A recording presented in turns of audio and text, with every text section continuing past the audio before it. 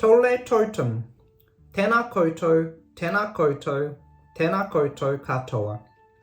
안녕하세요. 여러분의 건강에 좋은 영향을 끼치고 싶은 작은 약국을 운영하고 있는 명약사입니다.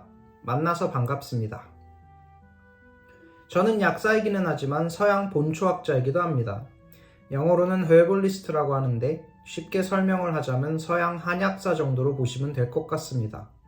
여러분들과 같이 공부하고 질병을 조금 다른 시각으로 보는 유익한 시간을 가졌으면 좋겠습니다. 오늘은 소화불량, 속쓰림, 그리고 역류성 식도염 약을 복용하실 때 반드시 고려해야 하는 아주 중요한 문제점들을 여러분들과 공부해 보도록 하겠습니다. 그리고 이런 질병들이 왜 생기는지에 대해서도 간략하게 알아보겠습니다. 많은 현대인들이 제산제와 위산억제제를 복용해서 소화불량, 속쓰림, 그리고 역류성 식도염의 불편한 증상들을 다스리고 있습니다. 불편한 증상들만 없어지고 소화 기능이 제대로 회복만 한다면 아무 문제 없겠지만 오랜 기간 동안 위산을 억제하는 약을 복용하면 위의 pH 밸런스가 무너지게 됩니다.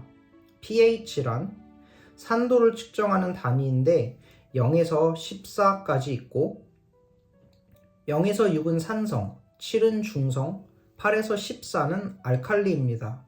정상적이고 건강한 몸의 조직들은 약간의 알칼리성을 띠고 있습니다. 7.35에서 7.45 정도 됩니다. 하지만 유일하게 산성이 정상인 위의 pH 레벨은 1.5에서 3.5 정도입니다. 즉 매우 강한 산성 상태가 건강한 위라는 뜻입니다. 이 말은 자연적으로 위에는 산이 많이 있는 것이 당연하다는 뜻도 됩니다. 위산은 음식을 분해하고 소화를 시키기 위해 필요한 매우 중요한 요소입니다. 그리고 위산이 충분해야 단백질을 분해하는 펩신 같은 소화 효소들을 활성화시킬 수 있습니다.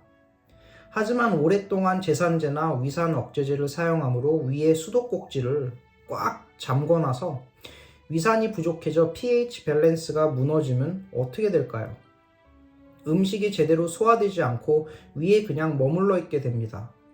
이렇게 되면 음식물이 독성 물질로 부패하기 시작하고 소화기관과 그 외의 조직들을 해치기 시작합니다. 제대로 소화되지 않은 단백질이 특히 독성이 강하고 그로 말미암아 많은 면역 반응을 일으키고 장 누수 증후군, 리키것 신드롬과 같은 병의 원인이 됩니다. 그리고 음식물이 제대로 분해되지 못하면 필요한 영양분을 흡수하지도 사용하지도 못합니다. 몸이 필요한 영양분을 공급받지 못하면 몸의 기관들이 하나둘씩 망가지기 시작합니다. 실제로 위가 망가진 환자들이 헬리코백터나 기생충 감염, 심혈관 질환이나 근감소증, 골다공증에 걸릴 확률이 훨씬 더 높습니다. 연구 결과 오랫동안 위산 억제제를 복용한 환자들은 비타민 B1, B2, B3, B6, B9, B12, 비타민 C, D, E, K, 칼슘, 마그네슘, 철분, 인, 칼륨, 셀레늄, 아연, 구리, 크로미움, 글루타치온, 코큐텐 엔자임, 유산균, 멜라토닌이 부족하다는 결과가 나왔습니다. 어마무시하죠? 한마디로 그냥 영양실조인 셈입니다. 짧게 역류성 식도염과 소화불량의 진짜 원인에 대해서 설명하고 영상을 마치겠습니다.